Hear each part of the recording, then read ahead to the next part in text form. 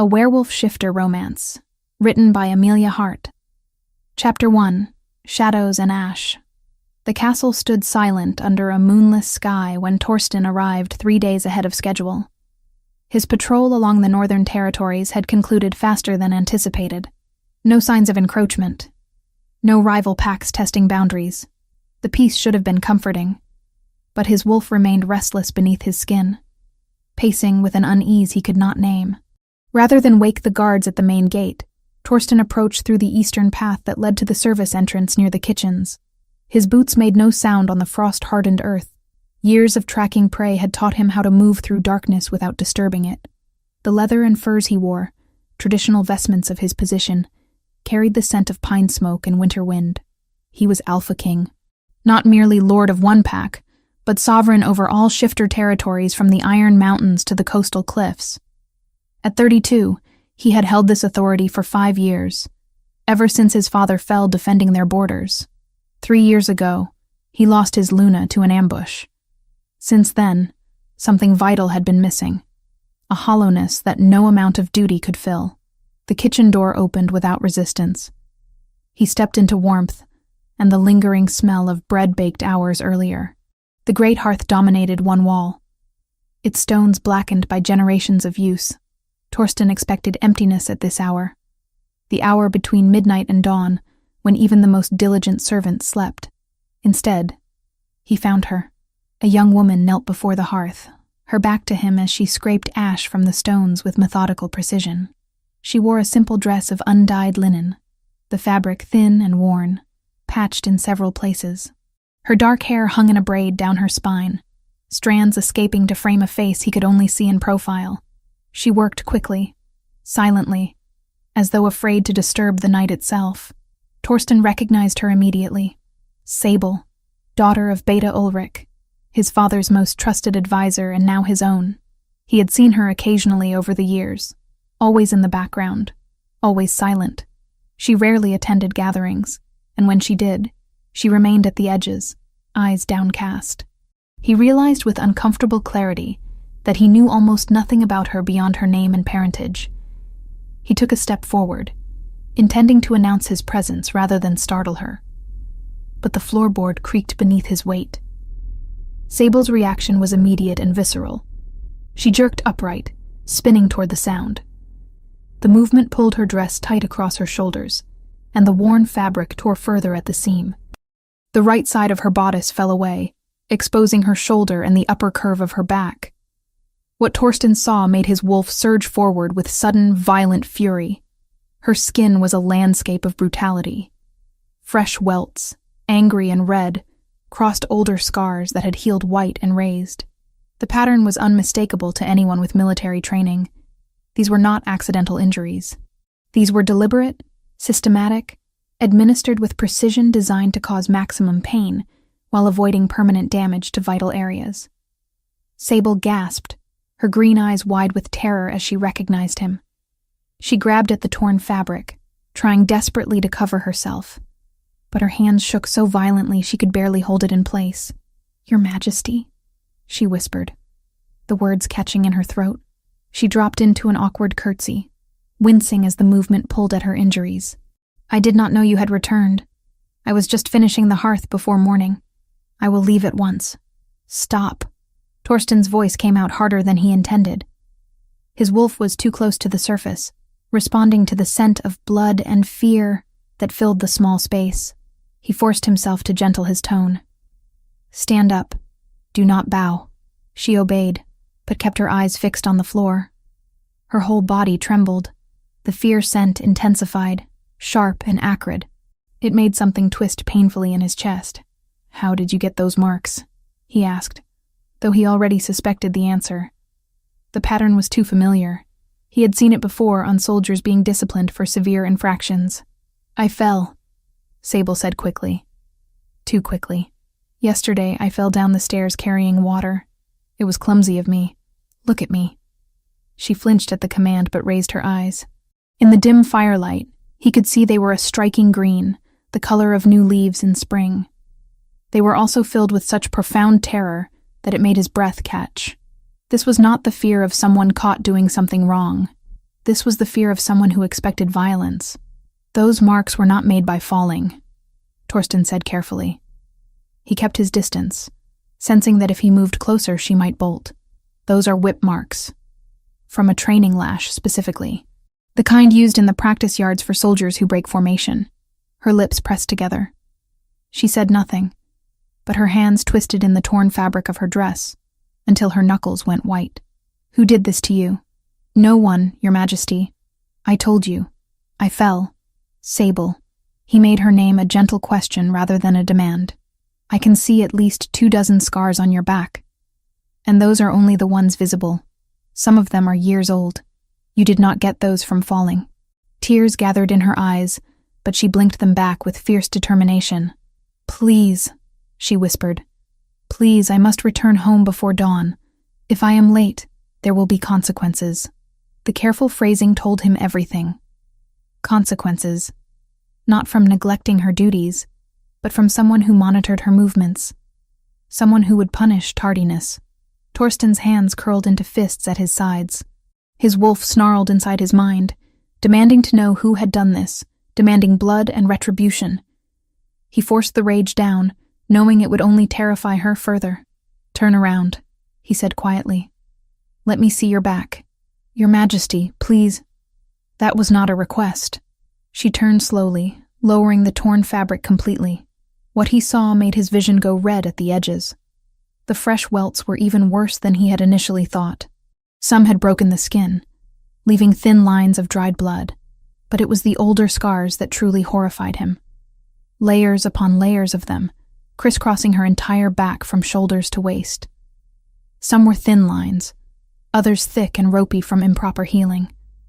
This had been happening for years. Many years. Who? The word came out as a growl.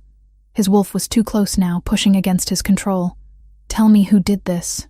Sable's shoulders hunched inward, making herself smaller. I cannot.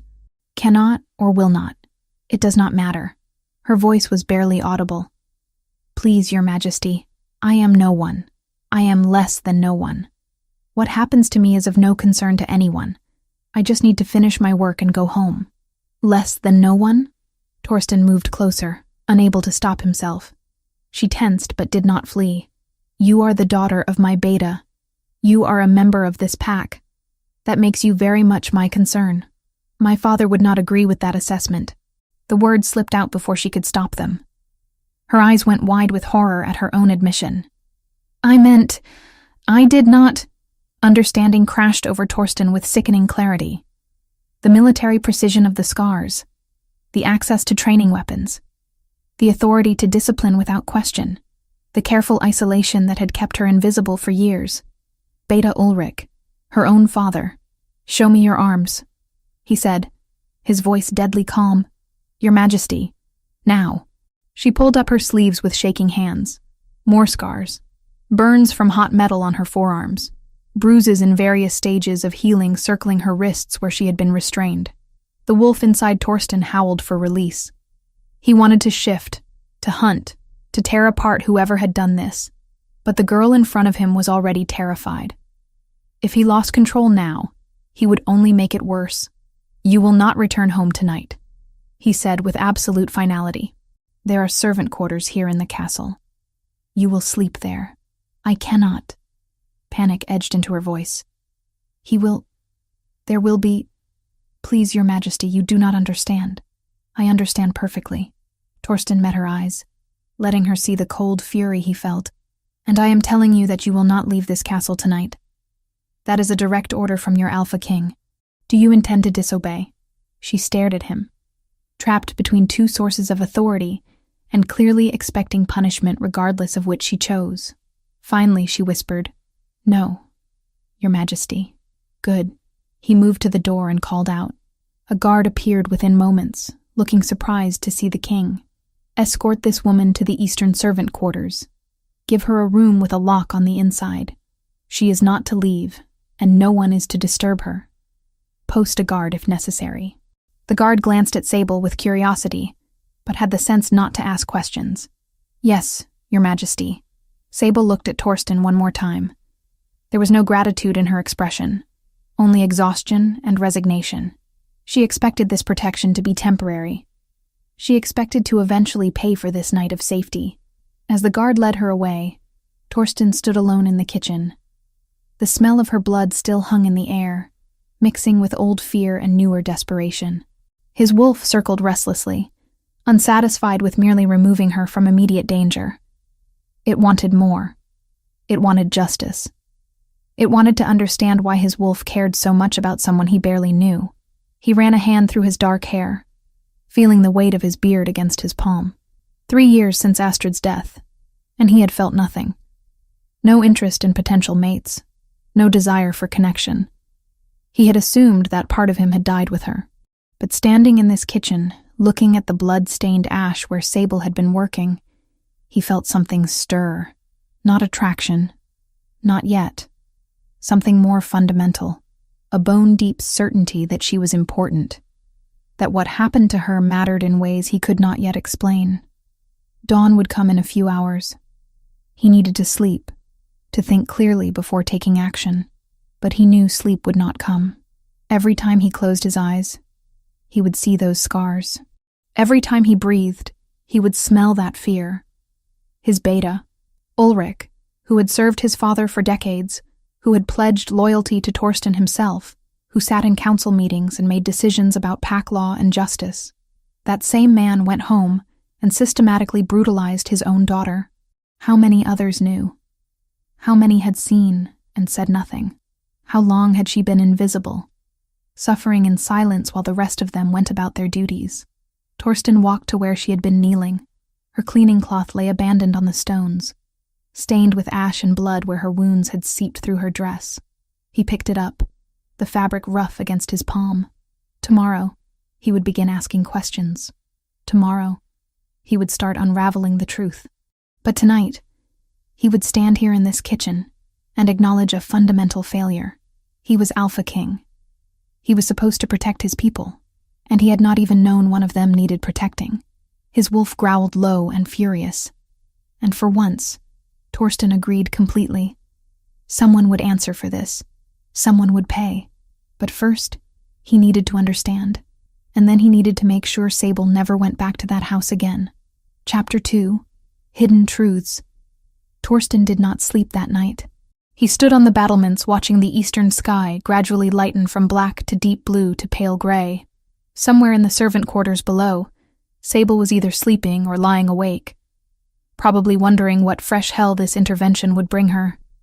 He suspected the latter. People who lived with constant fear did not rest easily. When dawn finally broke across the mountains, he descended to the great hall. Servants were already moving through the corridors, preparing for the day. He watched them with new eyes, wondering how many other invisible sufferers moved among them, how many secrets these stone walls contained. He positioned himself where he could observe the kitchen entrance without being obvious. He needed to see her routine, to understand the scope of what had been hidden in plain sight. Sable appeared shortly after sunrise. She wore a different dress, equally worn and patched, and moved with careful precision that suggested every motion caused pain. She kept her head down as she entered the kitchen, disappearing from his view. He gave her a few minutes, then followed. The kitchen bustled with morning activity. 3 other servants prepared breakfast for the castle's inhabitants, their chatter falling silent when Torsten entered. Sable stood at the far counter, scrubbing vegetables with single-minded focus. She had not looked up when he entered, though her shoulders had tensed slightly. She knew he was there. "Continue your work," Torsten told the others, his tone making it clear this was not a social visit. They obeyed, though he caught nervous glances passing between them. He spent the next hour simply observing. Sable worked without pause, moving from one task to another. When the head cook distributed morning bread to the staff, she took none. When someone asked if she wanted ale, she shook her head silently. She ate nothing, drank nothing, spoke to no one. When one of the male servants passed close behind her carrying firewood, she flinched so violently she nearly dropped the pot she was holding. The man did not even seem to notice, but Torsten noticed. His wolf noticed. Over the following days, he continued his observation while maintaining his regular duties. Council meetings felt interminable when he knew Sable was somewhere in the castle working herself to exhaustion. He found excuses to walk past the kitchens, the laundry, the storerooms where she labored. A pattern emerged. She arrived before dawn and left after dark. She never ate proper meals, only scraps if anything at all. Her movements were those of someone accustomed to making themselves invisible, to taking up as little space as possible. And every single time a man came near her, even in passing, her entire body went rigid with anticipation of violence. On the third day, Torsten sought out the castle's oldest servants. He found Berta in the weaving room, a woman who had served his grandfather. "Tell me about Ulrich's daughter," he said without preamble. Berta's weathered face creased with discomfort. "Sable? She is a quiet girl, Your Majesty. Hard worker. How long has she worked in the kitchens? 8 years, perhaps. Since she was 16. And before that, she lived in her father's house. Rarely saw her at all after her mother passed. When did her mother die? 15 years ago. Childbirth. The babe did not survive either." Berta's fingers stilled on her loom. "Ulrich took it hard. Changed him, some said. Changed him how? Became stricter. More focused on honor and discipline. Said the pack had grown too soft." She hesitated. "Your Majesty, if I may ask, why these questions about the girl? Answer mine first. Did anyone ever see marks on her? Injuries?" Berta's silence was answer enough.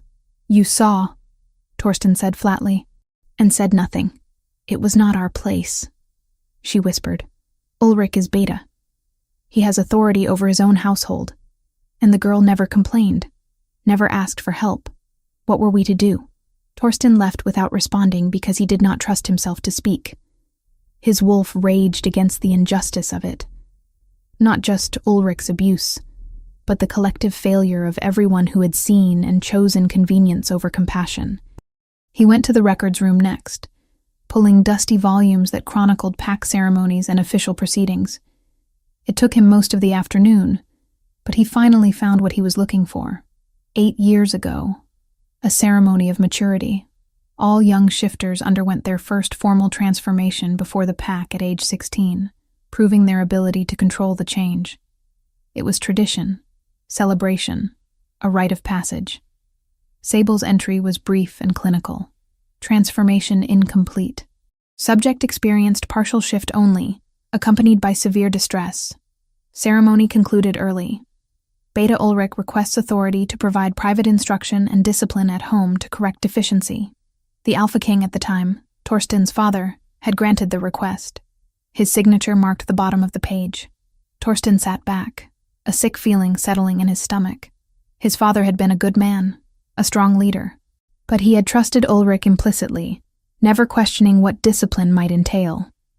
And when Torsten inherited the crown 3 years later, grieving and overwhelmed, he had never thought to review such old cases.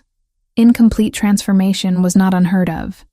Some shifters took longer to develop full control, but it was not shameful, not something requiring isolation and punishment, unless someone wanted an excuse for isolation and punishment. He kept reading. There were no further entries about Sable. It was as if she had ceased to exist as a person after that ceremony, becoming only a kitchen servant whose name appeared occasionally on duty rosters. On the 5th day since their encounter, Torsten decided he had gathered enough information. He sent a message to Sable through the head cook, requesting her presence in his private study. Not a throne room summons, which would attract attention. A private meeting. She appeared at the appointed hour, escorted by a guard who then withdrew. She stood just inside the doorway, eyes fixed on the floor, hands clasped in front of her. She looked even thinner than she had 5 days ago. He doubted she had eaten more than scraps. "Sit," Torsten said, gesturing to a chair near the fire. When she did not move, he added more gently, "Please. This is not an interrogation." She sat on the very edge of the chair, perched as if ready to flee at any moment. Her green eyes darted around the room, taking in exits and potential threats before settling back on the floor. Torsten had prepared food. Simple fare that would not intimidate. Bread, cheese, dried fruit, a pitcher of water. He placed it on the table beside her chair. "Eat," he said. "I am not hungry, Your Majesty." That was not a question about your appetite. Eat. Her hands trembled as she reached for the bread. She took a small piece, barely a mouthful, and ate it with deliberate slowness, as if she had forgotten how to eat proper food, or as if she expected it to be taken away at any moment. More, Torsten ordered. She obeyed, taking larger pieces. He watched her eat half the bread and some cheese before she finally seemed to relax slightly. Color returned to her pale cheeks. Her hands stopped shaking quite so badly. I need you to tell me about your father, Torsten said once she had finished. The fear scent spiked immediately. Your Majesty, I cannot. Yes, you can. And you will. He kept his voice firm, but not harsh. I have already seen your scars. I have already spoken to others in the castle. I know your father has been hurting you for years. What I need to understand is why. Sable's jaw clenched. For a long moment, he thought she would refuse. Then, in a voice barely above a whisper, she began to speak. My mother died giving birth to my brother 15 years ago. The baby died too. It was my fault. How was it your fault? You were 9 years old. My father says I tired her out. I was difficult as a child, always asking questions, always wanting to train with the warriors. I exhausted her. When she became pregnant again, she was already weak. Sable's fingers twisted in her lap. My father loved her very much. After she died, he said he would make me strong where she was weak, disciplined where I was wild. He started hitting you then? At 9 years old? Not hitting. Training. To make me better. To make me worthy of my mother's sacrifice. The words came out mechanical, rehearsed. How many times had she been told this? Until she believed it. But I kept failing. I was never good enough. Never disciplined enough. And then came my maturity ceremony. She stopped, her breathing becoming shallow. Tell me about the ceremony, Torsten prompted. I was 16. All my training should have prepared me for my first transformation. But the night before, my father gave me tea. He said it would calm my nerves. I drank it. Her voice cracked. When the ceremony began, I could not shift. I tried, but it was like something was blocking me. The pain was terrible, but nothing happened. Partial change only. Claws and teeth, but no true form. The pack watched me fail. They watched me scream and writhe on the ground, unable to complete what every other shifter does naturally. Your father gave you something that blocked the transformation. She looked up at him sharply, genuine surprise crossing her face. How did you... I read the records, and I have seen enough sabotage to recognize it. Torsten leaned forward. He drugged you deliberately, Sable. He made you fail on purpose. No, but there was doubt in her voice now. He would not. Why would he do that? To give himself an excuse. A failed transformation meant you needed private discipline. It meant he could isolate you, control you, hurt you, all under the guise of correction. And no one would question Beta Ulrich's methods for dealing with his defective daughter. The words were harsh, but they needed to be said. She needed to hear the truth. Sable stood abruptly, her chair scraping back. I should return to my duties. Sit down. Your Majesty. Sit. Down. This time it was an alpha command, layered with power that made her wolf respond instinctively. She sat, but her whole body vibrated with tension. I am going to investigate this formally, Torsten said. I am going to bring your father before the council and present evidence of what he has done. And I am going to make sure he never touches you again. You cannot. Panic filled her voice. You do not understand what he is capable of. He is Beta. He has authority, respect, allies. They will never believe me over him. And when they do not, when you cannot prove anything, he will take me home and he will... She cut herself off, chest heaving.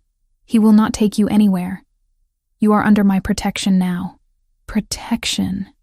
She laughed, a broken sound. For how long? A week? A month? Eventually, this will fade from your attention. You will have other matters to attend to. And I will still be his daughter, his property, his shame to correct as he sees fit. The resignation in her voice was worse than the fear. She truly believed nothing could change. Torsten rose and moved closer, crouching so their eyes were level. She tensed but did not flee. Listen to me carefully. I am Alpha King. What I say becomes law, and I am telling you that you are under my personal protection. You will not return to that house. You will not be alone with your father. You will not be hurt again. Do you understand? Why? The question was barely audible. Why do you care? I am no one. I am the broken daughter of your beta. I have no value to anyone. You are a member of my pack. That gives you value. That gives you protection. He held her gaze. And what was done to you was wrong. It was evil, and I will not allow it to continue. Tears gathered in her green eyes but did not fall. You cannot promise that. Watch me. For the first time since he had met her, something other than fear crossed her face. Hope, perhaps, or the beginning of belief. It was fragile, easily shattered, but it was there. I need you to trust me, Torsten said quietly. Just for a little while. Can you do that? After a long moment, Sable nodded. It was a small movement, hesitant and uncertain. But it was agreement. Good. Then we begin tomorrow. I will convene the council. And this time, the truth will be heard. Chapter 3. The Reckoning. The council chamber felt colder than usual when Torsten entered the following morning. 7 members sat around the heavy oak table, their faces showing varying degrees of curiosity and concern at being summoned with such urgency. Beta Ulrich sat in his customary seat to the right of where Torsten would stand, his expression calm and unreadable. Torsten took his position at the head of the table, feeling the weight of the leather and fur mantle across his shoulders.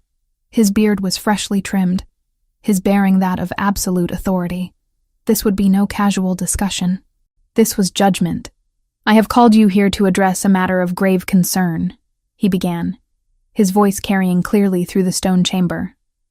A matter that touches on the very foundation of our laws regarding protection of pack members. The council members exchanged glances. Ulrich remained perfectly still, though something flickered in his eyes. Wariness, perhaps. 3 nights ago, I discovered evidence of systematic abuse against a member of this pack. Abuse that has continued for years, hidden from view, ignored by those who witnessed it. Torsten let the words settle. The victim is Sable, daughter of Beta Ulrich. The reaction was immediate. Gasps from some, shocked silence from others. Ulrich's face remained stone, but his hands gripped the armrests of his chair with whitening knuckles. That is a serious accusation, Your Majesty, said Councillor Brennus, an older wolf with silver threading his dark hair. What evidence supports such a claim? I have seen the evidence myself. Scars covering her back, arms, wrists, burns, welts both fresh and old, injuries consistent with prolonged, deliberate violence. Torsten pulled out the records he had found. 8 years ago, Sable underwent her maturity ceremony. The transformation was incomplete. Beta Ulrich requested permission to provide private discipline at home. My father granted that request. Since then, Sable has been isolated, working as a servant in our kitchens, while her father has used that failed ceremony as justification for years of brutality. She is clumsy, Ulrich said, his voice steady. Always has been. Falls frequently. I have tried to teach her grace, but she resists instruction. The marks on her back are from a military training lash. The pattern is unmistakable. Torsten's voice hardened. Do not insult this council's intelligence by claiming otherwise. Perhaps she requires strict discipline, offered Councillor Hakan, though he looked uncomfortable saying it. Some young wolves are more difficult than others. She is 24 years old, Torsten said. She has been receiving this discipline since she was 9, when her mother died. At what point does discipline become torture? Ulrich finally moved, rising from his chair with deliberate slowness. My daughter is weak. She has always been weak. Her mother spoiled her, made her soft. When my mate died bringing a son into the world, a son who did not survive, I was left with a daughter who had none of the strength her mother possessed. It became my duty to forge that strength, to make her worthy of the bloodline she carries. By beating her? Torsten asked quietly. By starving her? By teaching her that her only value lies in how well she can endure pain? I did what was necessary to prevent her from becoming a burden on this pack. Ulrich's composure began to crack. heat entering his voice. And I was proven correct. At her maturity ceremony, she could not complete a basic transformation. She writhed on the ground in front of the entire pack, humiliating herself and our family name. That failure proved she needed stronger measures. Tell me about the tea you gave her the night before the ceremony. Ulrich froze. It was only for a heartbeat, but everyone in the chamber saw it. What tea? He said carefully. The tea you gave her to calm her nerves. Her words. Torsten moved around the table, closing the distance between them. What was in that tea, Ulrich? Chamomile. Lavender. Herbs to help her sleep. I wonder what the royal healer would say if we asked her to examine your daughter. If we asked her to look for traces of blocking agents in her system. The kind of herbs that suppress the transformation. Torsten stopped directly in front of his beta. I wonder what she would find. The chamber went absolutely silent. Even the crackling fire seemed to quiet. You are suggesting, Ulrich said slowly, that I sabotaged my own daughter's ceremony? That is madness, is it? You wanted an excuse. A public failure that would justify taking her home, isolating her, controlling her completely. What better way than to ensure she could not transform? I would never. Ulrich's face flushed with anger. She failed because she is defective, because she is weak. I took measures beforehand to protect the pack from witnessing worse. I gave her suppressants to ensure that if she could not complete the transformation, at least she would not fully lose control and harm someone. I was protecting others from her inadequacy. The confession hung in the air like smoke. Torsten felt his wolf surge forward, barely restrained. You admit it then. You drugged her deliberately. You ensured she would fail so you could justify what came after. Ulrich seemed to realize what he had said. He looked around the table, seeing the horror on the faces of his fellow council members. I acted in the interest of the pack. A defective Omega is a danger. I contained that danger. That is my right as Beta and as her father. Your right? Torsten's voice dropped to a deadly calm. You have no right to torture a member of this pack. Omega or not, she is under pack protection. She has been since birth, and you violated that protection for 8 years, while I and my father failed to see it. Brennus cleared his throat. Your Majesty, if I may, I witnessed the ceremony 8 years ago. I remember thinking at the time that the girl seemed unusually disoriented, but I attributed it to nerves. He looked at Ulrich with something approaching disgust. If what you say is true, Beta Ulrich, if you deliberately caused her failure, that is a violation of pack law. Sabotaging a maturity ceremony is grounds for removal of rank. I did what needed to be done, Ulrich insisted, but his voice had lost its steadiness. She dishonored our bloodline by existing. Her birth killed my mate and my son. Every day she drew breath was an insult to their memory. I tried to make her strong enough to deserve survival. I tried to forge her into something useful, but she remained weak, defiant, ungrateful for the attention I gave her. Attention.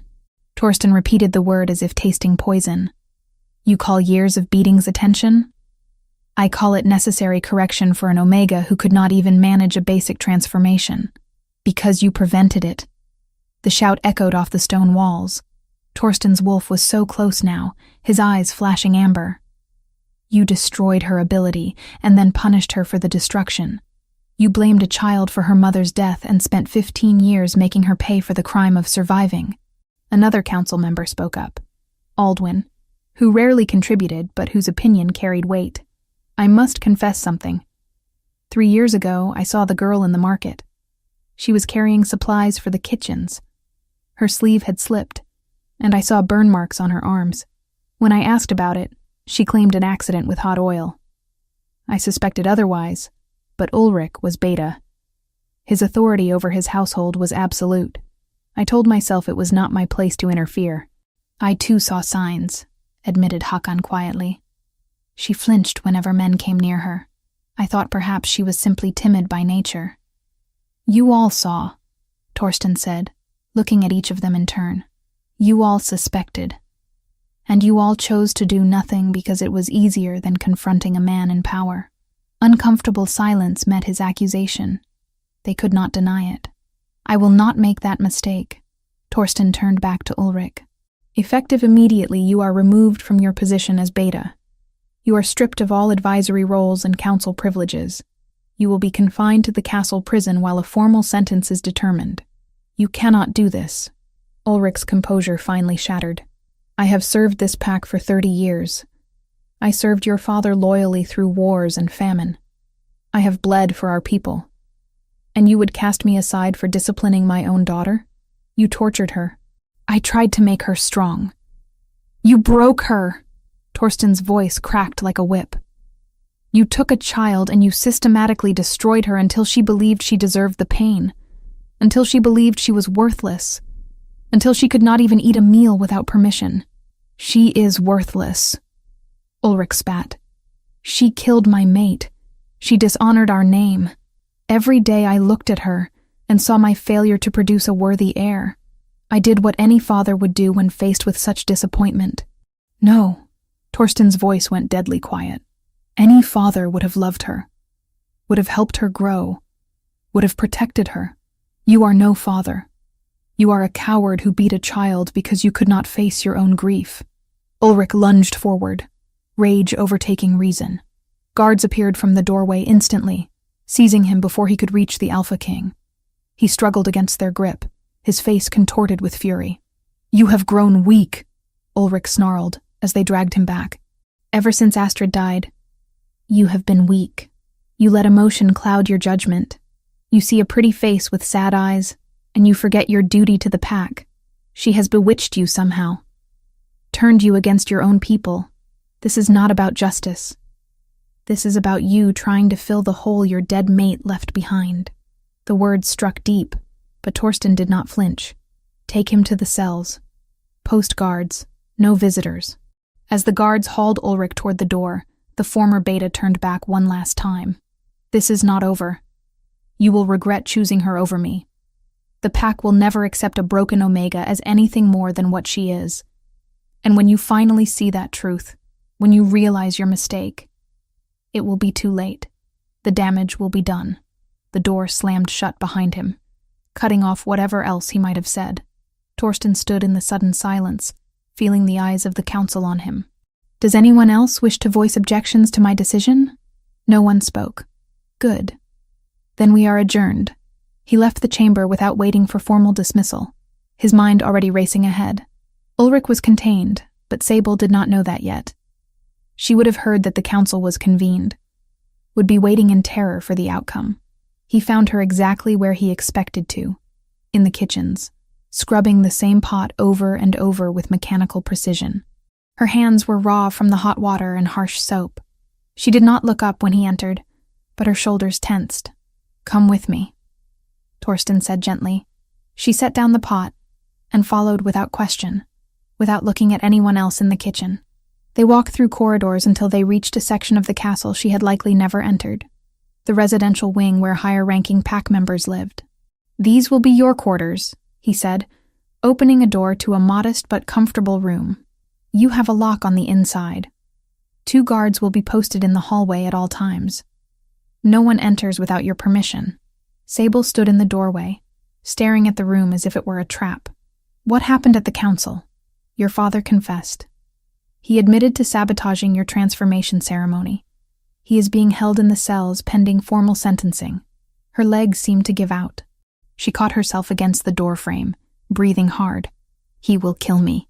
When he gets out, he will kill me. He will not get out. Not for a very long time. Torsten moved closer but maintained distance. You are safe now. Why? The question came out broken. Why are you doing this? I am nothing. My father is right. I am worthless, broken, a shame to our bloodline. Why would you risk his anger? Risk the council's disapproval? Risk political complications for someone like me? Torsten had asked himself the same question throughout the sleepless nights. He still did not have a complete answer. But he had part of one. Because you are my responsibility, he said quietly. Because I failed you. And I will not fail you again. Because what happened to you was wrong. And I have the power to make it right. She looked at him then, really looked at him. And he saw the desperate hope warring with years of learned helplessness in those green eyes. I do not know how to be safe, she whispered. Then I will teach you. Chapter 4. Healing Wounds. The room felt too large. Sable sat on the edge of the bed, hands folded in her lap, staring at walls that held no memories of pain. Clean linens, a window with actual glass, a hearth with wood already stacked beside it. Luxury beyond anything she had known in 8 years. She did not sleep that first night. Every creak of settling wood made her jump. Every footstep in the corridor sent her heart racing. The lock on the inside of the door felt like a lie. Locks could be broken. Doors could be forced. Safety was an illusion that would shatter the moment she let herself believe in it. Dawn came eventually. With it came a knock at her door, gentle but firm. Sable? A woman's voice, aged and kind. I am Marin, the castle healer. The Alpha King has asked me to examine you, if you will allow it. Sable opened the door slowly. The woman standing there had white hair braided in the traditional style. Deep lines around eyes that held both wisdom and warmth. She looked familiar, though Sable could not place why. I knew your mother, Marin said softly, as if reading her thoughts. You have her eyes. May I come in? Something about the mention of her mother made Sable step aside. Marin entered, carrying a worn leather bag that smelled of herbs and healing salves. I will need to see the injuries, Marin said, setting her bag on the table. I promise to be gentle, and you may tell me to stop at any time. No one had ever asked Sable's permission for anything before. The novelty of it made her throat tight. She removed her dress with trembling hands, standing in only her thin undergarments. Marin's sharp intake of breath was the only sound for several long moments. Sweet ancestors, the healer whispered. She moved closer, professional detachment warring with obvious horror. Child, how long has this been happening? 15 years. Sable's voice came out hollow. Since my mother died. Marin's hands were gentle as she examined each scar, each burn, each place where skin had healed wrong from lack of proper treatment.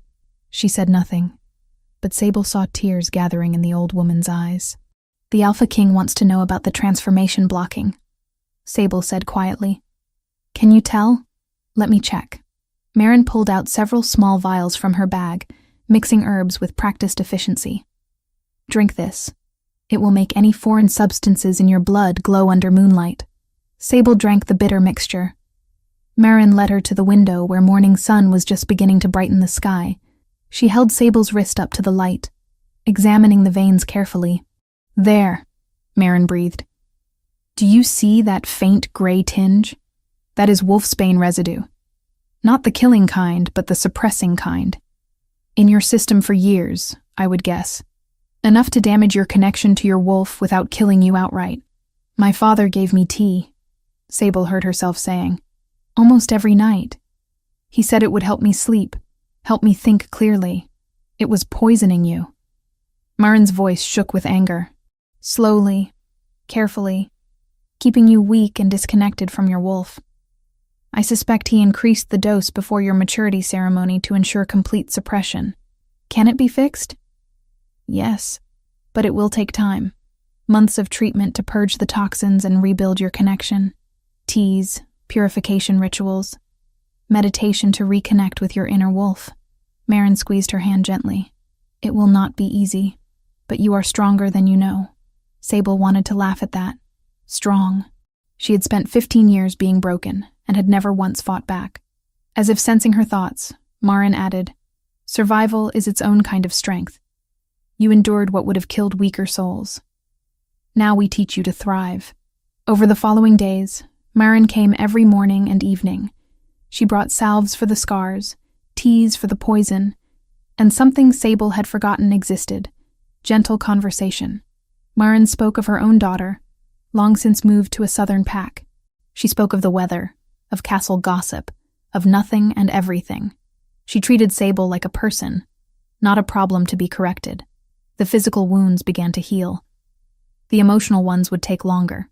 Torsten visited every afternoon, always at the same time, always knocking first.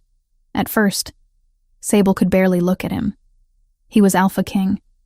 He had saved her, protected her, destroyed his own beta for her sake. The debt felt crushing.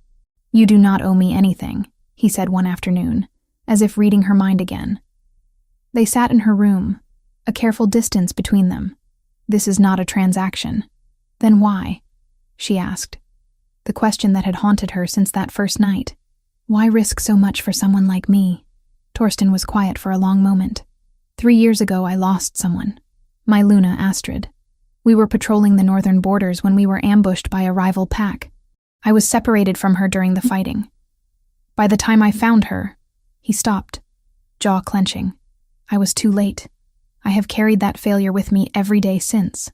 "I am sorry," Sable whispered. "I tell you this because I understand guilt. I understand carrying weight that does not belong to you. Your mother's death was not your fault, Sable. Your father's cruelty was not your fault, and you do not deserve to punish yourself for surviving." The words cracked something inside her. Tears came before she could stop them, silent and overwhelming. Torsten did not try to touch her, did not offer empty comfort. He simply sat with her while she cried for the first time in years.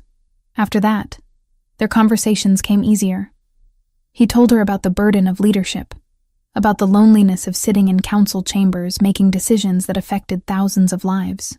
She told him about the isolation of the kitchens, about making herself invisible, about the strange comfort that came from knowing exactly what each day would bring, even if that certainty involved pain. "You liked the predictability," Torsten said, understanding in his voice. "At least I knew what to expect. Now everything is uncertain. I do not know how to exist without rules telling me when to work, when to eat, when to sleep, when to hurt." She looked at her hands. "Is that pathetic? No. It is honest." 3 weeks passed. Then a month. The teas Maren prepared gradually shifted in composition as the wolfsbane purged from Sable's system. The scars on her back faded from angry red to pale pink. She started eating regular meals without prompting. Small victories that felt monumental. One afternoon, Torsten arrived with a proposal. "I want to start training you," he said. "Basic defense. How to protect yourself if you are ever in danger again." Sable's immediate response was fear. "I cannot fight. Everyone can fight. You have simply never been taught how." He stood, offering his hand. "Come. Just simple movements today. I promise not to push too hard." She took his hand, surprised by the warmth of it. He led her to a private training yard behind the castle, away from curious eyes. It was empty, except for practice weapons and training dummies. "Show me your stance," Torsten said. Sable had no idea what that meant. She stood there awkwardly, arms at her sides. "Like this." He moved behind her, gently adjusting her posture. His hands on her shoulders were careful, giving her every opportunity to pull away. Feet shoulder-width apart, knees slightly bent. Center your weight. They spent an hour on just that. Standing properly, moving without telegraphing intention, breathing through discomfort. It was exhausting in a way that had nothing to do with physical exertion. Every instinct screamed at her to make herself smaller, to hide, to submit. Learning to take up space felt like rebellion. "Better," Torsten said as the sun began to set. "Tomorrow we will work on blocks. Tomorrow." The promise of it felt dangerous and thrilling at once. That night, Sable dreamed of running through forests, not in fear, but in freedom. She woke gasping, the phantom sensation of wind in her fur still vivid. Her wolf, distant and weak, but there, still there. The next morning, Maren examined her with obvious satisfaction. "The connection is rebuilding. Slowly, but steadily. In another month or 2, we might attempt a partial transformation, just to test your control." Hope was a fragile thing. Sable held it carefully, afraid to squeeze too tight. 2 months after the council meeting, formal judgment was passed on Ulrich. Sable was not required to attend, but Torsten offered her the choice. "He cannot hurt you anymore," Torsten said. "But if you want to see him face consequences, you have that right." She went. Not because she wanted to, but because some part of her needed to see it end. The council chamber was full. Ulrich stood in the center, hands bound, flanked by guards. He looked older than she remembered, smaller somehow, When his eyes found hers in the crowd, she saw hatred so pure it felt like a physical blow. "Beta Ulrich." Torsten's voice rang with absolute authority. "You have been found guilty of systematic abuse, of sabotaging a sacred ceremony, of violating pack law and basic decency. The council has voted. You are hereby stripped of all rank and titles. You are exiled from these lands for 5 years. You will be escorted to the eastern mountains at dawn and left there. If you return before your sentence is complete, you will be executed. Do you understand? I understand that you are a fool," Ulrich said, his voice carrying across the chamber. "That girl has bewitched you. She has always been manipulative, always playing the victim, and you have fallen for it completely. When you realize your mistake, when she shows her true nature, remember that I warned you." "Take him away," Torsten ordered. As the guards moved forward, Ulrich turned to look at Sable one last time. "You destroyed everything. Your mother, your brother, my honor, my position. I hope you are satisfied with the ruin you have wrought. You are a curse on our bloodline, and you will always be broken." The words struck deep, but Sable did not look away. She met her father's gaze and held it until he was forcibly turned around and marched from the chamber. Her hands were shaking. She clasped them together tightly, willing them to be still. Torsten appeared beside her, not touching but present, a wall between her and the lingering poison of those final words. "He is wrong," Torsten said quietly. About all of it. Sable wanted to believe him. She was trying to learn how. That evening, she returned to her quarters to find Maren waiting with a small package. "What is this?" Sable asked. "Open it." Inside was a training tunic and leather breeches, sized for her. Simple but well made. Clothing meant for movement, for strength, for someone who intended to fight. "The Alpha King commissioned them," Maren said with a smile. "He said you would need proper attire for training. That kitchen dresses were not appropriate for a warrior."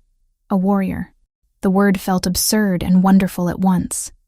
Sable held the clothing against her chest, feeling something warm and unfamiliar bloom beneath her ribs.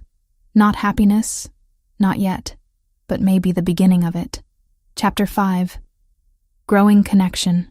In the weeks that followed Ulrich's exile, the castle's rhythm shifted in small but undeniable ways. What had once been a backdrop for Sable's survival slowly began to resemble a place where a future might exist. 3 months passed since Ulrich's exile, and the castle transformed from a place of silent suffering into something resembling sanctuary. Sable woke each morning without the immediate terror that had once defined her existence. The lock on her door remained unused most nights now, though its presence still comforted her. Maren's treatments showed undeniable progress. The wolfsbane had been systematically purged from Sable's system through carefully measured teas and purification rituals that left her exhausted but cleaner somehow, as if poison had seeped from her very bones.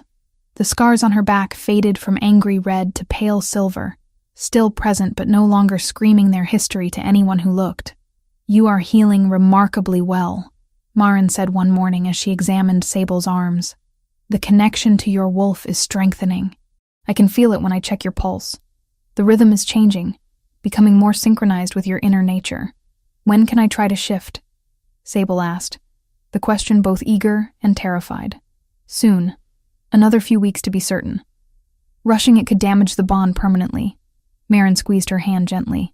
"Patience, child. You have already come so far."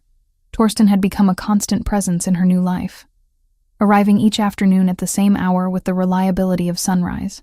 They no longer met in her quarters where everything felt weighted with formality. Instead, they walked the castle grounds, spoke in the library, or sat in the gardens when weather permitted. Their conversations had evolved beyond trauma and recovery into something more substantial. Torsten spoke of the burdens of leadership, the impossible choices that kept him awake at night, the weight of knowing that every decision affected hundreds of lives. Sable listened and found herself offering perspectives he had not considered, seeing problems from angles his advisors missed. "You would make a good counselor," he said one afternoon as they walked along the eastern wall. "You see connections others overlook." "I spent years watching people," Sable replied, When you are invisible, you notice things. The cook favors her left side because her hip pains her. The head guard drinks more when his son writes from the southern territories. The younger servants gossip about which warriors are gentle and which are cruel. Small details that reveal larger truths. Torsten studied her with an expression she could not quite read. I have been thinking. When you are ready, I would like to begin training you properly. Not just recovery, but actual combat skills. Why? The question came automatically. Defensive. Because you should know how to protect yourself. Because strength is not just physical, but mental. Because I think you would excel at it. He paused. And because I want you to never feel helpless again. Something warm and dangerous bloomed in Sable's chest at those words. She pushed it down carefully. Gratitude was not the same as affection. Protection was not the same as care. She needed to remember that. But when Torsten looked at her with those gray eyes that held both sadness and determination, remembering became difficult. Training began the following week in a private section of the practice yards, where they would not be observed by curious warriors. Torsten started with basics, stance and movement, how to read an opponent's intentions through body language. You already know this instinctively, he told her during their first session.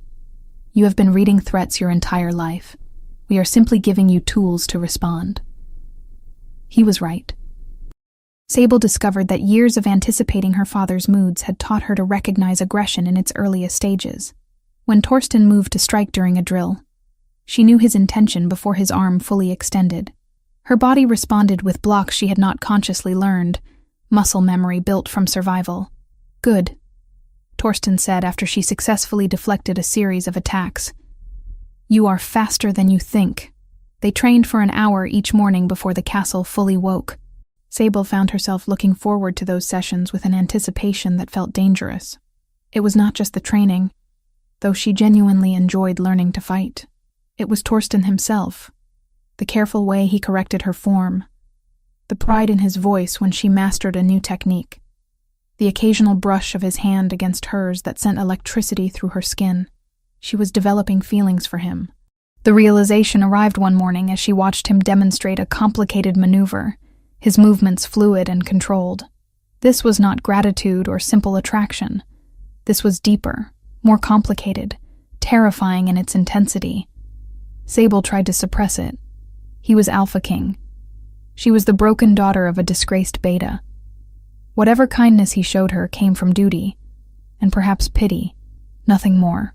But then she would catch him watching her with an expression that suggested his thoughts had strayed somewhere improper, and hope would flare treacherously in her chest. One morning, during an intense sparring session, Sable felt something shift inside her. Power surged through her limbs, stronger than anything she had experienced. Her vision sharpened. Sense exploded in intensity. When she looked down at her hands, golden claws had emerged, sharp and deadly. Torsten stopped mid-movement, his eyes widening. Sable, look at yourself. She stared at her transformed hands, at the fur rippling along her forearms, at the strength evident in muscles that had not existed weeks ago. It was only partial transformation, not the full wolf form she craved, but it was real. Undeniable proof that her wolf still lived. The emotion overwhelmed her. Joy and relief and disbelief crashed together. Without thinking, she threw herself at Torsten, wrapping her arms around him in an embrace fueled by pure gratitude and triumph. He caught her easily, his arms coming up to steady her. For a moment they stood like that, her face pressed against his chest, his heart beating steadily beneath her ear. The world narrowed to that single point of contact. Then awareness returned. Sable pulled back, horrified at her own boldness. I am sorry. I should not have. Do not apologize. Torsten's voice was rough. His hands remained on her shoulders, thumb tracing the edge of her collarbone through the fabric of her training tunic. You have nothing to be sorry for. The air between them felt charged, heavy with words neither dared speak. Sable's transformed hands slowly returned to normal as her wolf settled. Satisfied with having made its presence known, Torsten released her and stepped back, though reluctance showed in every line of his body. We should stop for today. That was significant progress. You need rest. But as Sable walked back to her quarters, She felt anything but tired. Energy hummed through her veins, equal parts wolf power and the lingering sensation of Torsten's arms around her. Maren confirmed later that afternoon that the partial transformation was excellent progress. In another month, perhaps 2, you will be ready to attempt full shift. The bond is rebuilding beautifully. That evening, Torsten did not come for their usual walk. Sable tried not to feel disappointed, tried not to analyze what the embrace might have meant. She was being foolish. He was probably occupied with important matters of state, not avoiding her because of one impulsive hug. But he did not come the next evening either, or the one after that. On the 4th day, ambassadors arrived at the castle, their banners marking them as representatives from the southern territories. Sable heard about it from kitchen gossip, how they brought proposals and gifts, how they had been received with full ceremony in the great hall. She should not have felt jealous when she learned one of the ambassadors was Alpha Halvard's daughter, the beautiful and accomplished Ingrid. She should not have cared when servants whispered about marriage alliances and strategic benefits, but she did care. Desperately. Painfully. With an intensity that revealed just how deeply her feelings for Torsten had grown. The ambassadors stayed for 3 days. During that time, Sable saw Torsten only once, passing in a corridor surrounded by advisors and guests. He met her eyes briefly, something conflicted in his expression, before being pulled away by council business. On the evening of the 3rd day, Maren found Sable in the library, pretending to read. "He is not interested in her," the healer said without preamble. "I do not know what you mean. Child, I may be old, but I am not blind. The southern girl is beautiful and accomplished, and would make an excellent political alliance. The council is pushing hard for the match." Maren sat beside her. "But Torsten barely looks at her. He looks for you instead. Even when you are not in the room, he looks. That does not mean anything. It means everything. But he is afraid." "Of what?" "Of taking advantage of you. Of confusing gratitude with genuine feeling. Of rushing you into something before you are ready." Maren's voice was gentle. "He cares for you deeply, Sable. But he does not want to pressure you. So he holds back, probably suffering terribly while doing so." The words settled over Sable, warm and terrifying. "I do not know what to do. You do nothing until you are certain of your own heart. And when you are certain, you be honest. Life is too short for games, especially for those who have already lost so much time to suffering." The ambassadors departed the next morning. By afternoon, word spread that the Alpha King had politely declined the marriage proposal, offering instead a treaty of mutual trade and defense. The council, apparently, was not pleased. That evening, Torsten finally appeared at Sable's door. He looked exhausted, tension evident in the set of his shoulders. "Walk with me?" he asked. They walked in silence through corridors and out into the gardens where spring flowers had begun to bloom. The air smelled of rain and new growth. "I owe you an explanation," Torsten said finally, "for avoiding you these past days. You do not owe me anything. I do, though. You deserve honesty." He stopped walking, turning to face her fully. "When you embraced me after your transformation, I wanted nothing more than to hold you and not let go. That terrified me. You have been through unimaginable trauma. The last thing you need is pressure from me, from someone in a position of power over you. You have never pressured me," Sable said quietly. "But I want to. That is the problem. I want to court you properly, to see if what I feel is real and lasting. But I am afraid of my own intentions, afraid that I am taking advantage of your vulnerability, afraid that you feel obligated because I protected you." Sable's heart hammered in her chest. "What do you feel?" "Something I have not felt since Astrid died. Something that grows stronger every day. When I am in council meetings, I think about what you would advise. When I train, I wish you were there. When I sleep, I dream of—" He stopped himself. "It does not matter what I feel if you are not ready, if you do not feel the same." The vulnerability in his voice undid something in Sable. This was not the Alpha King speaking. This was simply Torsten, a man who had lost love and found it again in the most unexpected place. "I thought I was alone in this," she whispered. "I thought you saw me as a responsibility, Something broken you needed to fix. You were never broken. Hurt, yes. Treated abominably, absolutely, but never broken. He took a careful step closer. Sable, I am asking your permission to court you properly. Not as king to subject, but as one person to another. If you need time, I will wait. If you do not want this at all, I will accept that, and never mention it again. Sable looked at him. At this man who had saved her life, and then taught her to save herself, who had been patient when she expected violence, who looked at her as if she mattered. The answer came easily. Yes, she said. I want that. The smile that broke across Torsten's face was worth every moment of uncertainty. He reached for her hand, and this time when their fingers interlaced, it felt like a beginning, rather than an ending. Chapter 6. Blood and Resolve. The message arrived on a gray morning 2 weeks after Torsten and Sable had begun their courtship. A messenger from the Northern Territories, mud-splattered and exhausted, delivered it directly to the Alpha King during breakfast in the Great Hall. Torsten read it once, his expression darkening with each line. Then he read it again, jaw clenching. What is it? Sable asked quietly. She sat beside him now at meals, a position that had caused some raised eyebrows among the council, but no outright objections. Trouble. The kind I have been expecting for 3 years. He handed her the parchment. The message was brief and brutal.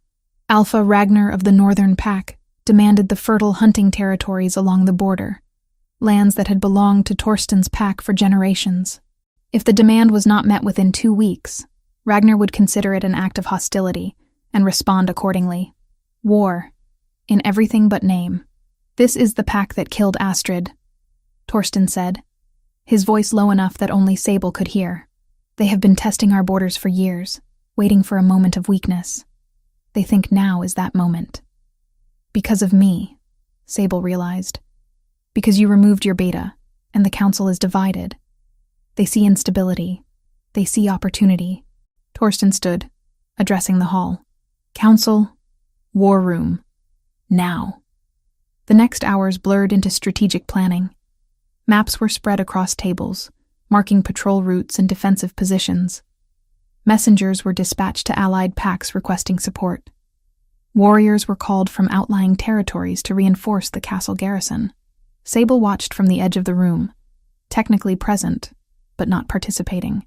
She listened as Torsten coordinated defense with the precision of someone who had fought and won battles before. The council deferred to his military judgment, even as they questioned his personal decisions. We should accept Ragnar's terms, Councillor Håkon suggested.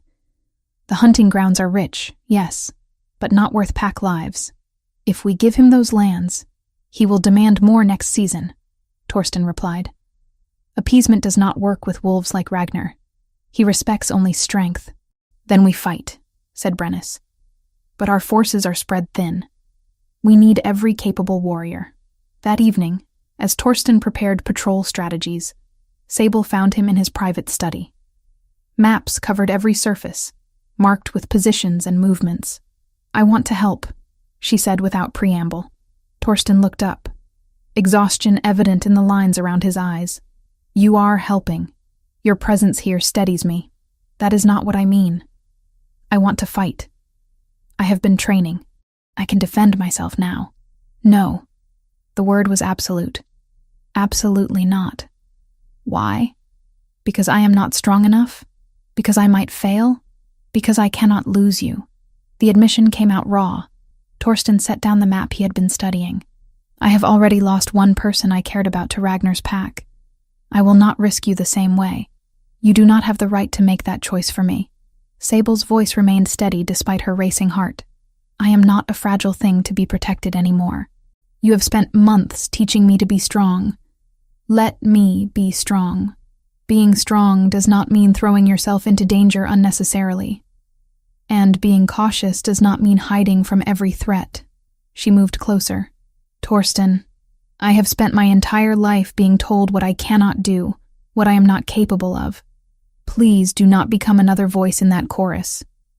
He stared at her, conflict written across his features. If something happened to you, then it would be my choice, my risk. You cannot protect me from everything, and trying to do so only makes me a prisoner again. A comfortable one, perhaps, but still caged. The argument went unresolved that night, but Sable saw the impact her words had. Torsten did not forbid her involvement again, though worry shadowed his every glance. 3 days later, scouts reported movement along the northern border. Not a full assault yet, but testing parties, probing for weaknesses. Torsten ordered increased patrols and moved warriors into position. Sable continued her training with renewed intensity. Maren had declared her ready to attempt full transformation, and they scheduled it for the following evening. But Sable felt the shift building inside her even without ritual preparation. Her wolf paced restlessly, sensing the approaching conflict, eager to prove itself. The attack came suddenly, violently, and not where anyone expected. Torsten had been conducting a nighttime patrol of the eastern perimeter, accompanied by 6 warriors. Standard procedure, following routes that had been safe for months. But Ragnar's forces had been watching, learning, waiting for exactly this kind of predictable movement. The ambush struck a mile from the castle, 5 warriors against Torsten's 7. They came from the forest in coordinated silence, aiming to kill or capture the Alpha King before reinforcements could arrive. Sable had been restless that night, pacing her quarters when she should have been sleeping. Something felt wrong, a prickling unease she could not name. When distant sounds of combat reached the castle, faint but unmistakable, she was already moving. She ran through corridors, ignoring startled servants, grabbing a guard's sword as she passed. The eastern gate stood open, warriors pouring out toward the sound of fighting. Sable followed, her heart hammering, her wolf surging forward with sudden clarity. She should not have followed. She had promised to stay safe. But the thought of Torsten facing Ragnar's warriors while she cowered behind stone walls was unbearable. The forest was dark, lit only by scattered moonlight through heavy clouds. Sable followed the sounds of snarling and the metallic scent of blood. Her eyesight sharpened impossibly. Her hearing caught nuances she had never noticed before. Her wolf was rising, responding to danger and desperation. She found them in a clearing torn apart by combat. Bodies lay scattered, some moving, and some terribly still. Torsten fought in full wolf form, massive and dark-furred, his gray eyes burning with fury. He had already killed 2 attackers, but 3 more circled him, coordinating their strikes with practiced precision. One lunged. Torsten twisted, catching the wolf by the throat and throwing it aside, but the maneuver left him exposed. Another attacker dove for his flank, jaws aimed at the vulnerable space between ribs. Sable did not think. She ran forward, sword raised, and drove the blade into the attacking wolf's shoulder. It howled and turned on her, rage and pain making it sloppy. She dodged its strike, using techniques Torsten had drilled into her during countless training sessions. Power exploded through her body. Bones cracked and reformed, muscles tearing and rebuilding. The sword fell from hands that were no longer hands. Her vision went gold, her senses overwhelming in their intensity. She shifted. Fully, completely, for the first time in her life. The wolf that emerged was smaller than the males surrounding her, but fast and dark-furred with distinctive silver markings along her flanks. She felt whole in a way she had never experienced, her human consciousness melding perfectly with her wolf's instincts. The wounded attacker hesitated, surprised by the sudden transformation. Sable used that hesitation. She lunged, going for the throat, her teeth finding purchase. Hot blood filled her mouth. The attacker collapsed. Torsten had frozen mid-strike, staring at her with shock and something that might have been pride. The remaining 2 attackers took advantage of his distraction, one landing a solid bite on his shoulder. The fury that filled Sable was primal and absolute. These wolves had tried to kill Torsten, had succeeded in killing Astrid 3 years ago, had come here tonight planning murder and found resistance instead. She threw herself at the nearest attacker, moving with speed she had not known she possessed. Her smaller size made her harder to catch, her newfound strength surprising opponents who expected weakness.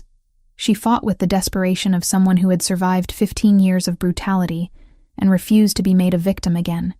The fight lasted minutes that felt like hours. When reinforcements finally arrived, drawn by the sounds of battle. They found 4 enemy wolves dead, and 2 fleeing into the forest. Torsten stood over Sable's wolf form protectively, his shoulder bleeding but his stance defiant. "Take the wounded back to the castle," he ordered in human voice, having shifted back. "Double the patrols." This was a targeted attack. Sable tried to shift back, willing her human form to return. It took longer than the initial transformation, her wolf reluctant to retreat after such triumph. But eventually she managed it, collapsing naked and shaking in the torn grass. Someone threw a cloak over her. Torsten knelt beside her, his hands gentle as they checked for injuries. "You should not have followed," he said. But there was no anger in his voice, only wonder and lingering fear. "You could have been killed. So could you." Sable's voice was hoarse. "I told you I wanted to help. Did you think I would stand aside and let you face them alone? You transformed. Fully. In the middle of combat." He brushed dirt from her face. "Do you understand how incredible that is? How much control that requires?" She had not thought about it during the fight, too focused on survival. But now, feeling her wolf settled comfortably inside her, connected and whole, she realized the magnitude of what she had done. "I saved you," she said simply. "You did." Torsten helped her stand, supporting her weight when her legs threatened to give out. "And now every warrior here witnessed it. They saw you fight. They saw you win." The implications of that settled slowly. She was no longer the broken girl hidden in the kitchens. She was a warrior who had defended her alpha king in combat. The pack would have to acknowledge her now, whether they wanted to or not. As they walked back toward the castle, surrounded by warriors whose respect showed in their careful distance and averted eyes, Sable felt something shift. Not just in her relationship with Torsten, though the way he kept her close suggested that had deepened as well, but in her understanding of herself. She was not helpless. She was not worthless. She was dangerous when provoked, capable when challenged, and strong in ways that had nothing to do with physical power alone. Ragnar had meant this attack as a display of dominance. Instead, he had given Sable the opportunity to prove herself not just to the pack, but to herself. The night was far from over. Wounds needed tending. Strategies needed adjustment. Responses needed planning. But as Torsten's hand tightened on hers, both of them bloodied and exhausted, but alive, Sable felt something she had never expected to feel again. Victory. Chapter 7. Trials of Fire. The attack changed everything. Within days, word spread through the territories that Sable, daughter of the disgraced Beta Ulrich, had transformed fully during combat and fought alongside the Alpha King against northern invaders. The story grew with each telling, some versions more accurate than others, but all carrying the same essential truth. She was no longer invisible. Torsten wasted no time capitalizing on the shift in perception. 3 days after the ambush, he announced his formal intention to court Sable as a potential Luna. The declaration sent shockwaves through the council and the pack at large. "You cannot be serious," Councillor Hakan said during the emergency session convened immediately afterward. "She has only just learned to transform. She has no training in leadership, no diplomatic experience, no—" "She has courage," Torsten interrupted. "She has survived horrors that would have broken most wolves. She has proven herself in combat, and she has my trust. That should be sufficient. The pack will never accept her," another counselor argued. "Her father was exiled in disgrace. Her bloodline is tainted by his actions. Then the pack will learn to see beyond bloodline and judge her by her own merit." Torsten's voice carried absolute authority. "I am not asking permission. I am informing you of my decision. However, I acknowledge the concerns raised. Therefore, Sable will undergo the traditional trials of privation required for any potential Luna." The chamber fell silent. The trials were ancient tradition, rarely invoked in modern times, because most Lunas came from established families with proven leadership. 3 tests designed to evaluate fitness to lead: wisdom, strength, and heart. The trials have not been conducted in over 50 years. Brennis said carefully. "Are you certain this is necessary?" "I am certain it is fair. Sable will be judged by the same standards as any candidate. If she passes, no one can question her right to stand beside me. Sable learned of the trials later that evening when Torsten found her in the library. She had been researching pack law, trying to understand the position she now found herself occupying. 3 tests, Torsten explained, sitting beside her. The first is wisdom, a trial of judgment and mediation. You will be presented with a genuine dispute and required to resolve it fairly. The second is strength, a physical challenge that proves your capability in combat or crisis. The third is heart, a test of character under pressure. What if I fail? Then we find another way. But Sable, I do not believe you will fail. Everything you have survived has prepared you for this. When do the trials begin? In 3 days. The council is arranging them now. He took her hand. You do not have to do this. I can declare you Luna by right of my authority alone. The pack might resist, but they would eventually accept it. No. Sable's voice was firm. You said I would be judged by the same standards as anyone else. I want to earn this, not have it granted out of pity or political maneuvering. If I am to be Luna, the pack needs to believe I deserve it. Pride shone in Torsten's eyes. Then we prepare.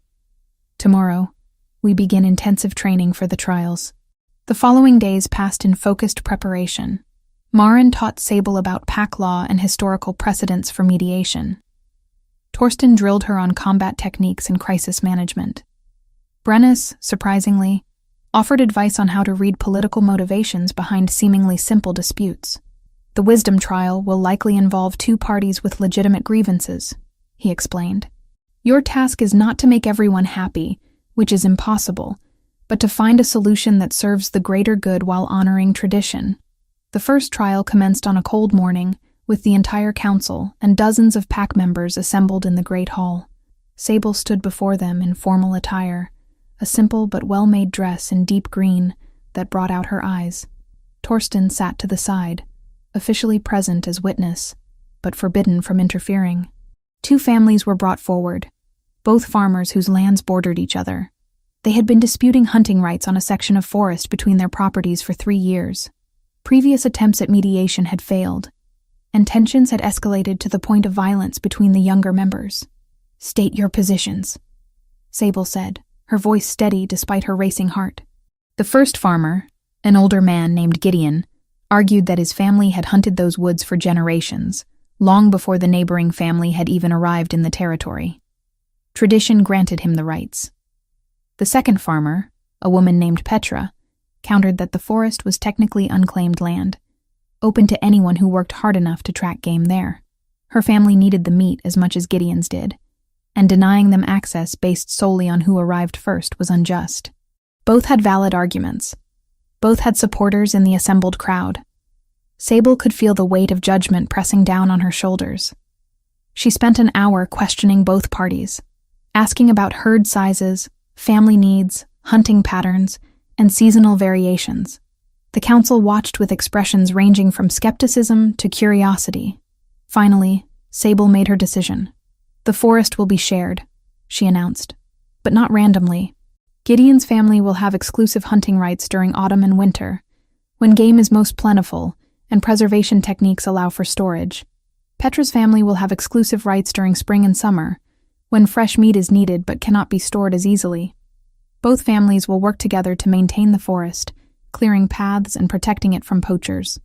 Any disputes arising from this arrangement will be brought to the council immediately, rather than escalating to violence. Silence followed her pronouncement. Then Brennus nodded slowly. A compromise that honors tradition while acknowledging present need.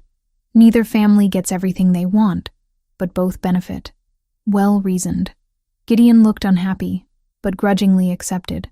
Petra seemed surprised, but pleased. The council members exchanged glances, some impressed, others still reserving judgment. The first trial is past, Torsten declared. The second trial came 2 days later, designed to test strength and capability under pressure. Sable expected combat or a test of physical prowess. Instead, she was presented with a different kind of crisis. A child had wandered into the forest and become lost. Search parties had been looking for hours without success. As the trial, Sable was required to lead a team to find and retrieve the child before nightfall, when temperatures would drop dangerously. She was given 6 warriors to command, all of whom had more experience than her. Some looked openly skeptical about following orders from someone so recently a kitchen servant. Sable pushed past her intimidation. Form a line, 20 paces between each person. We move east from the child's last known location, sweeping in a grid pattern. Anyone with tracking experience, point out signs. Everyone else, watch for disturbed undergrowth or fabric caught on branches. We move quickly but thoroughly. Understood? They moved out, following her instructions with varying degrees of enthusiasm. Sable used every sense available to her, letting her wolf's instincts guide her through the forest. She noticed details others missed. A small footprint in mud, a broken twig at child height, the faint scent of fear carried on the wind. 2 hours into the search, she found the trail. The child had wandered east, then doubled back north, probably disoriented. She redirected the search party, pushing them hard. They found the girl just before dusk, cold and frightened, but unharmed, huddled beneath a fallen log. Sable approached slowly, speaking gently, her own memories of fear making her careful not to frighten the child further. "You are safe now," she said, wrapping her cloak around the shivering girl. "Let us get you home." The warriors who had doubted her carried new respect in their eyes as they returned to the castle. The child's parents wept with gratitude. The council acknowledged her success. "The second trial is past," Torsten said, his pride evident despite the required neutrality. The third trial was scheduled for the following evening, during the full moon. The trial of heart, the most difficult to quantify and the most subjective in judgment. Sable waited in her quarters as the sun set, trying to calm her racing thoughts. Marin had been unable to tell her what to expect. The trial varied depending on the candidate and the circumstances. When the summons came, it was not to the great hall, but to the courtyard. The council waited there in the moonlight, their expressions grave. Torsten stood with them, but something in his posture screamed alarm. "For your final trial," Brennus announced, "you must face a truth from your past. You must confront your greatest fear and prove that you have conquered it." 2 guards stepped forward. Between them, bound and furious, was Ulrich. Sable's world narrowed to that single figure, her father, who had beaten her for 15 years, who had poisoned her, who had destroyed her childhood and nearly destroyed her future. The man she thought safely exiled far away. He was intercepted attempting to return, Brennus explained. He violated his exile and was captured 3 days ago. "We have been holding him for this purpose. You are using him as part of my trial?" Sable could barely form the words. "Your greatest fear has always been your father. The trial requires you to face him, to show that you have moved beyond the power he held over you." Brennus gestured to the guards. "You will fight him one-on-one. Defeat him, and you pass. Fail, and you are deemed unworthy." "This is barbaric," Torsten growled, taking a step forward. "She should not have to." "It is tradition," another counselor interrupted. "The trial of heart requires facing one's deepest fear. For Sable, that fear has a name and a face." Ulrich's eyes locked on Sable, burning with hatred and something worse. Satisfaction. He had been given one final chance to hurt her, sanctioned by the very council that had exiled him. "Look at you," he said, his voice dripping contempt. "Playing at being strong, playing at being worthy, but I see the truth. You are still that pathetic child who cowered in the corner while I administered correction. You are still weak, still broken, still mine." The words struck like physical blows. Sable felt herself shrinking, old patterns of fear rising automatically. Then she looked at Torsten, saw the faith in his eyes, the absolute certainty that she could do this. She looked at Marin, at the warriors who had fought beside her, at the child she had rescued who watched from her mother's arms. She was not that cowering child anymore. She had survived, had healed, had transformed. She had fought enemies in the forest and won. She had made decisions that affected lives, and made them wisely. "I am not yours," Sable said quietly. "I never was. You do not own me. You do not control me.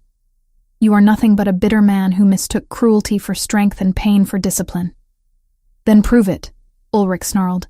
"Fight me. Show everyone what you are really made of." The guards released him. He shifted immediately, his wolf form large and scarred from years of battle. He lunged without warning, going straight for her throat. Sable shifted in response, her transformation faster now, smoother. Her smaller wolf form dodged his attack, using speed where he had strength. She remembered every lesson Torsten had taught her, every technique drilled into muscle memory. The fight was brutal, but brief. Ulrich fought with the confidence of someone who had dominated her entire life. But Sable fought with something stronger than confidence: purpose. She was not fighting to kill him. She was fighting to prove she could, fighting to show that his power over her had ended. She got him on the ground, jaws at his throat, one killing bite away from ending him forever. The courtyard held its breath. Sable released him and stepped back, shifting to human form. Someone threw a cloak over her shoulders. "I could kill you," she said, looking down at her father who lay bleeding and defeated. "I have the strength, the skill, and every justification, but I choose not to. Not because you deserve mercy, but because I refuse to let you make me into someone who kills out of vengeance. You taught me cruelty. I choose compassion. You taught me hatred. I choose to be better." She turned to the council. "Exile him permanently, beyond the northern mountains where no pack will shelter him. Let him live with the consequences of his actions, but I will not be his executioner." Silence. Then Brennus stepped forward, his aged face showing something that might have been awe. "The third trial is past. By showing mercy to one who showed you none, you have proven the greatest strength of all, the strength of character." Chapter 8. Crown of Silver and Starlight. The ceremony took place beneath the full moon 3 weeks later, when preparations were complete and the pack had gathered from every corner of the territories. The courtyard had been transformed into something ancient and sacred. Torches burning in a circle around a raised stone platform that had witnessed countless bonding ceremonies over generations. Sable stood in her chambers as the sun set, staring at her reflection in the polished bronze mirror. The dress Maren had commissioned was unlike anything she had ever worn. Deep forest green with silver threading that caught the light. Leather accents at the shoulders and waist in the warrior tradition. Sleeves that left her scarred arms visible rather than hidden. A statement that she was both leader and survivor, both gentle and fierce. "You are ready," Maren said, adjusting the final details. The healer's eyes were suspiciously bright. "Your mother would be so proud of you, child. I wish she could see this. You knew her well? I delivered you into this world 24 years ago. I saw how much she loved you, even in those final moments." Maren squeezed her hand. "She would have fought armies to see you safe. Instead, you fought your own battles and won. That is a different kind of strength, but no less powerful." A knock at the door announced Torsten's arrival. He wore formal leathers and furs, his dark hair braided in the traditional style, his beard trimmed close. But it was his eyes that held Sable's attention, gray and warm, and filled with an emotion that made her breath catch. "The pack waits," he said, offering his hand. "Are you certain? Once we begin the ritual, there is no going back. You will be bound to me, to this pack, to responsibilities that will demand everything you have." "I have never been more certain of anything." She took his hand, feeling the rightness of it settle into her bones. They walked together through corridors now familiar, past servants who bowed with genuine respect, past guards who offered nods of acknowledgement. The castle that had once represented her cage now felt like home. The courtyard fell silent as they emerged. Hundreds of pack members circled the platform, witnesses to the ancient ritual. The council stood nearest, even the skeptics now showing acceptance if not warmth. Children perched on their parents' shoulders, eyes wide with wonder. Brennus stepped forward as officiant, his aged voice carrying clearly across the assembly. "We gather tonight under the witness of the moon and stars to bind our Alpha King to his chosen Luna. The trials have been completed and passed. The pack has been consulted. Does anyone present contest this bonding?" Silence answered. Not the hostile silence of rejection, but the accepting quiet of consensus. "Then let us proceed." Brennus gestured for them to approach the platform. The ceremony followed traditions older than the castle itself.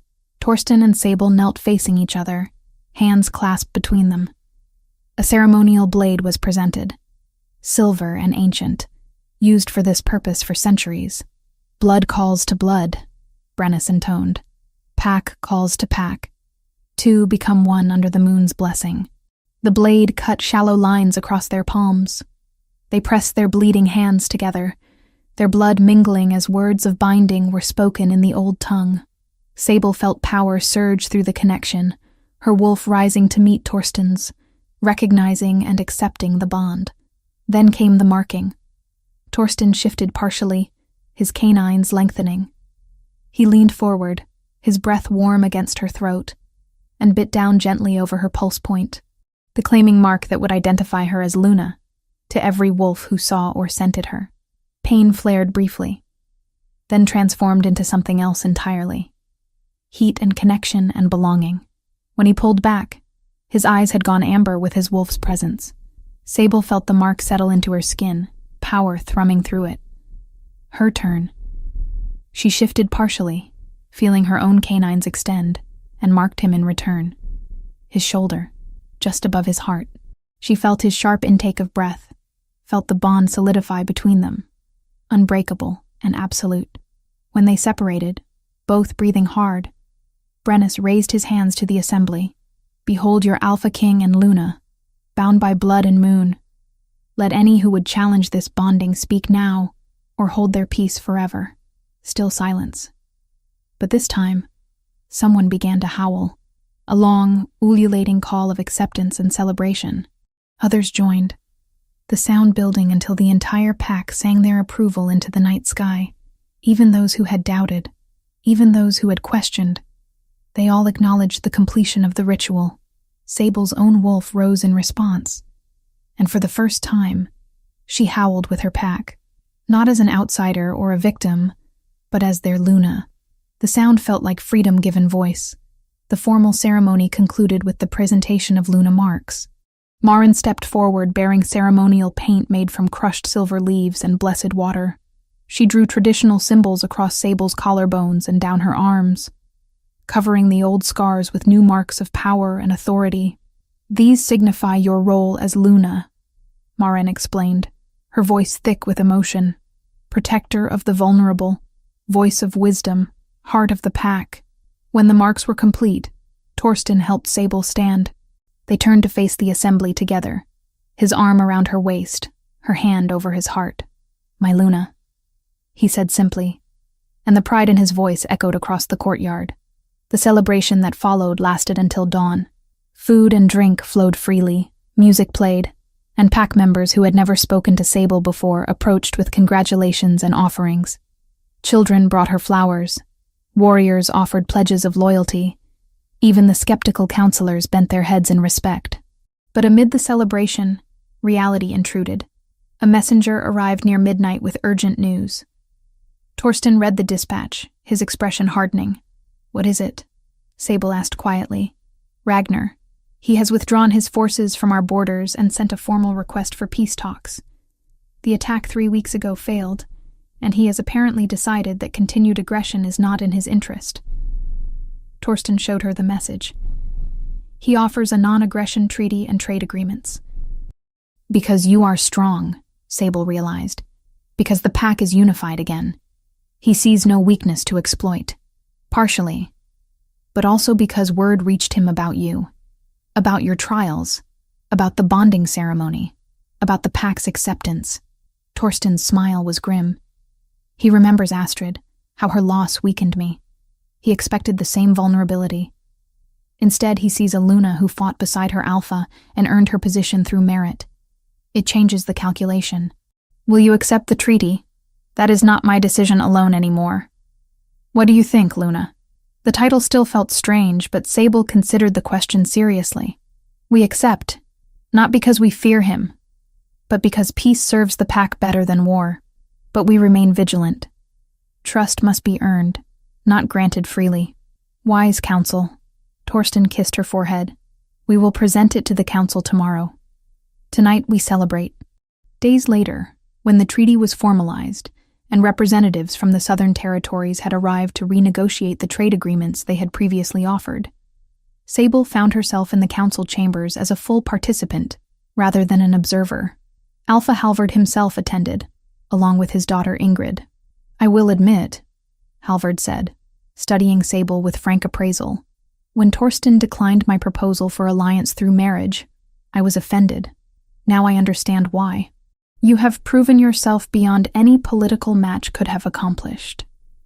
Ingrid, surprisingly gracious, added, "The stories of your trials have spread through all the territories. You have become something of a legend. The Luna who rose from nothing to stand beside the Alpha King. I did not rise from nothing," Sable corrected gently. "I survived trauma, yes, but I am not defined solely by suffering. I am defined by what I chose to do afterward, by the strength I found within myself, with help from those who believed I was worth saving." Halvard nodded slowly. "You have wisdom beyond your years. I am pleased to offer formal alliance between our territories, not through marriage, but through mutual respect and shared interest." The treaty was signed that afternoon, witnessed by both councils. What Ragnar's aggression had failed to destroy, diplomacy and demonstrated strength had secured. Weeks passed into months. Sable grew into her role as Luna, discovering talents she had not known she possessed. She mediated disputes with fairness that earned respect. She trained young warriors, teaching them that survival required more than physical strength. She established safe places within the castle for those suffering abuse, ensuring no one else would endure what she had endured in silence.